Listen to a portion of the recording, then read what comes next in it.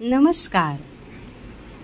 महाराष्ट्राचा महापुरुष लोकमान्य टिळक.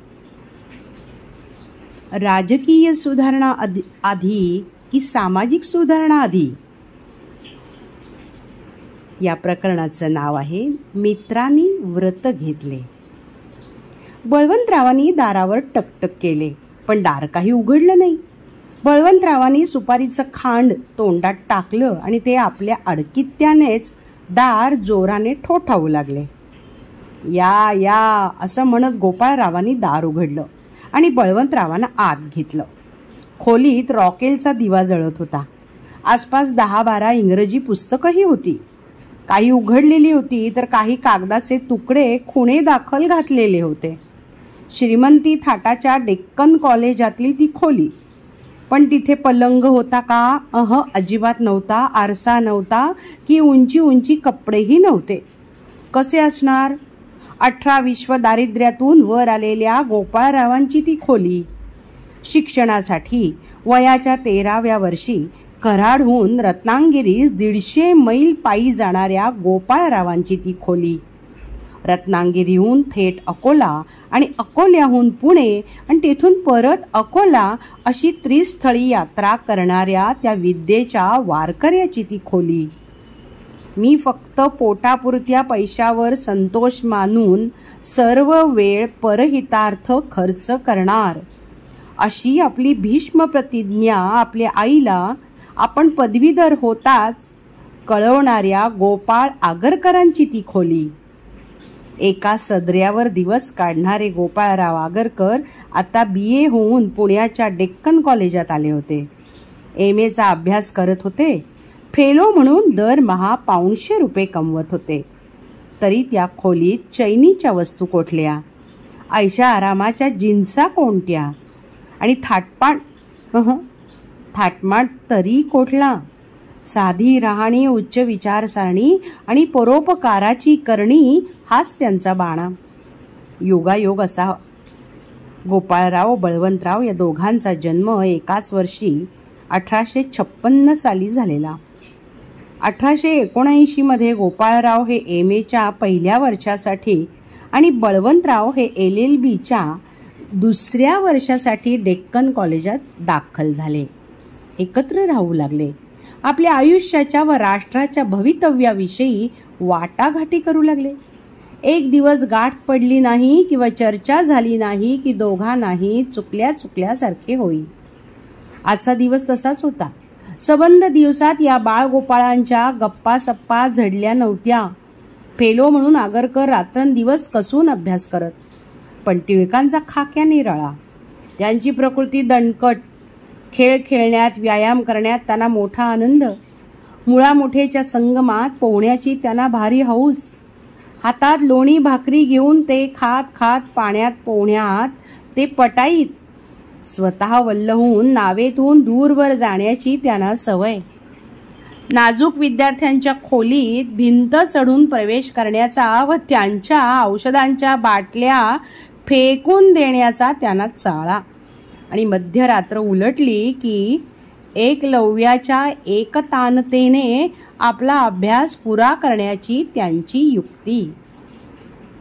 रात्रीचं जेवण झालं तेव्हा अडकित्याने सुपारी कात्रीत उघड्या अंगानेच बळवंतरावांची स्वारी गोपाळरावांच्या खोलीपाशी आली आणि दारावर टक टक टक करू लागली.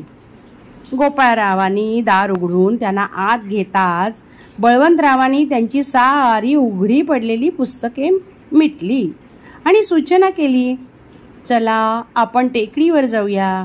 माझ्या डोक्यात एक नवाच विचार आज सकाळपासून थैमान घालीत आहे. त्याचा खल आपण करूया. निघाले 23 वर्षांचे ते 2 तरुण डेक्कन कॉलेजातून तसेच निघाले आणि टेकडीवर जाऊन बसले. वेळ रात्रीची होती. सर्वत्र सामसूम होते. अंधाराचे साम्राज्य होते. गार वारे सुटले होते. आकाशातील तारका डोकावून खाली पाहत होत्या.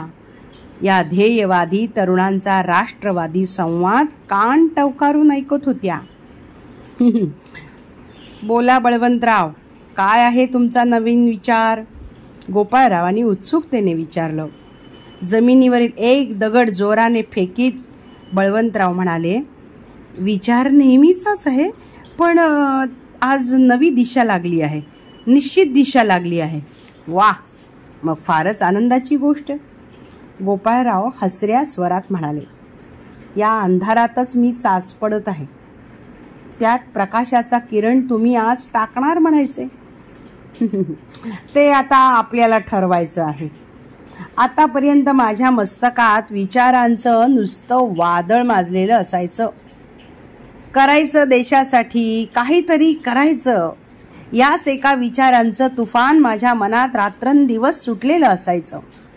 त्यामुळे माझं मन जेवणात नसे, खाण्यात नसे, अभ्यासातही नसे. अगदी हीच माझी स्थिती झालीये बळवंतराव. असे आवेगाचे उद्गार काढून गोपाळरावांनी बळवंतरावांचे दोन्ही हात प्रेमाने घट्ट धरले. बळवंतराव स्फूर्ती आल्याप्रमाणे समोरच्या ताऱ्याकडे पाहत बोलू लागले. एक नव्हे, दोन नव्हे, सतत 6 वर्ष मी या विचारानं हैराण झालो आहे. तो दिवस गोपाळराव, मला अजून तो दिवस आठवतो. 1873 साल, फेब्रुवारी महिना. मी नुकताच या कॉलेजात दाखल झालो होतो.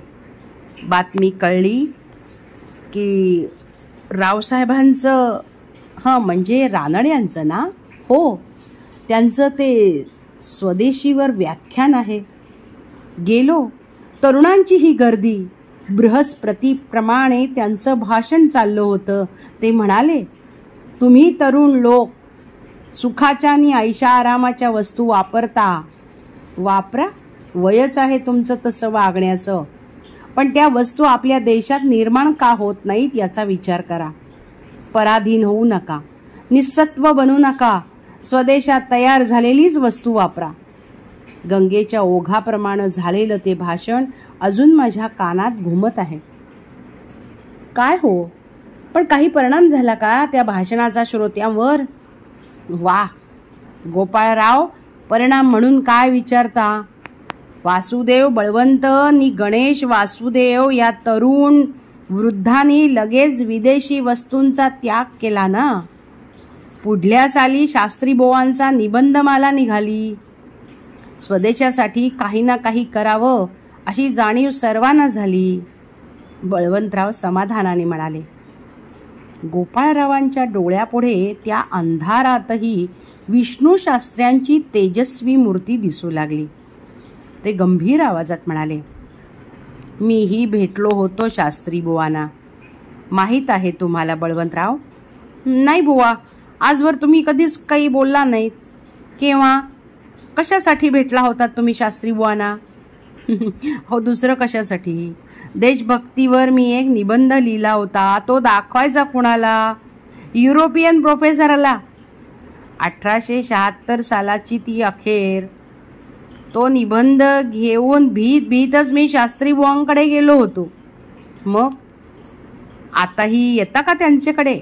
बळवंतरावांनी उतावीळपणे विचारले. थांबा, आधी आपलं बोलणं पुरं होऊ द्या, एकमत होऊ द्या, कार्याचं स्वरूप नक्की होऊ द्या, मग जाऊया त्यांच्याकडे निर्णय करण्यासाठी. दोघांचीही तळमळ तीव्र. आपला देश पारतंत्र्यात पिचत पडलेला दोघांनाही पाहावत नव्हता. पारतंत्र्यामुळे आपले देश बांधव अन्न वस्त्राला महाग होत आहेत. आपल्याच देशात आपल्या लोकांचा पदोपदी अपमान होत आहे. हे त्या दोघांना अगदी सहन होत नव्हते. राजाराम मोहन रॉय व दादाबाई नौरोजी यांनी इंग्लंडात स्वराज्यासाठी चालवलेली धडपड त्यांना माहीत होती. लोकहितवादी न्यायमूर्ती तेलंग, न्यायमूर्ती रानडे, सार्वजनिक काका इत्यादी दूरदर्शी नेते सार्वजनिक सभेसारख्या संस्थांची रोपे लावीत चालल्याचे प्रत्यक्ष कार्य ते पाहत होते. विष्णुबुवा ब्रह्मचारी, ज्योतिबा फुले इत्यादींचे जनजागृतीचे प्रयत्न त्यांना दिसत होते. पुण्यातील विश्रामबागवाडा, बुधवारवाडा यांना लागलेल्या आगींचा अर्थ त्यांनी जाणला होता आणि इंग्रजी शाहीतील तो पहिला महाराष्ट्रीय सशस्त्र बंडखोर. डाका, आगगाडी, तारायंत्र हे सगळं बंद पाडून, तुरुंग मोकळे करून, खजिने लुटून, भिल्ल रामोशांच्या मदतीने सरकारी कारभाराला खीळ घालून इंग्रजी सत्तेचे वाटोळे करावयाचे आणि येथे प्रजासत्ताक राज्य निर्माण करावयाचे असे ध्येय मनात बाळगून ज्या वासुदेव बळवंत फडके यांनी हिंदुस्थानवासी लोक हो, मी मेलो तरी तुमच्या कल्याणाकरता देवाजवळ वकिली करीन अशी वीर प्रतिज्ञा केली, त्याच्या भाले तलवारीच्या शिक्षण वर्गातही बळवंतराव काही वेळा गेले होते. त्याच्या रोमांचकारक शौर्य कथा ऐकून त्यांची अंतःकरणे थरारली होती. पण एकट्या दुकट्याच्या असल्या मरण मारणाने आपल्या राष्ट्राचा उद्धार होण्याचे दिवस गेले असं मला वाटतं, बळवंतराव गंभीर स्वराने म्हणाले. गोपाळरावांचेही मत तेच होते. त्यांना दुजोरा देत ते म्हणाले, अहो, अमेरिकेचा इतिहास हेच सांगतो ना, इंग्लंडच्या जोखडापासून अमेरिका स्वतंत्र झाली. ती तिथे लोकसमूह जागा झाला, संघटित झाला, प्रतिकार करू लागला म्हणूनच. नाहीतर आयर्लंड गेली 500-600 वर्ष शस्त्र परजत बसलाच आहे. बरोबर, अगदी बरोबर. इतिहासाचा उपयोग हाच. पुढचे पाऊल कसे टाकावे हे मागे पाहिल्यानेच कळते. पुढचे ध्येय, गोपाळराव, पुढचे ध्येय नक्की केलेच आहे, होय ना? अलबत मला सूर्यमंडळ भेदून विश्वामित्राच्या सृष्टीपलीकडेही दृष्टी नेता येईल. नको, तितका दूरचा पल्ला आजच नको. आपल्याला सगळे लोक नुसते कवी करावयाचे नाहीत, पण सगळे लोक नुसते मुत्सुद्दीही करू नका. तुम्ही म्हणता तितके राजकारण बोकाळायला आपण मरून वर 4 पिढ्याही खपतील. आता आपण फक्त 1632 ते 1930 या 300 वर्षांच्या कालखंडाचाच विचार करू. इथे प्रकरण 2 भाग 1 समाप्त होत आहे.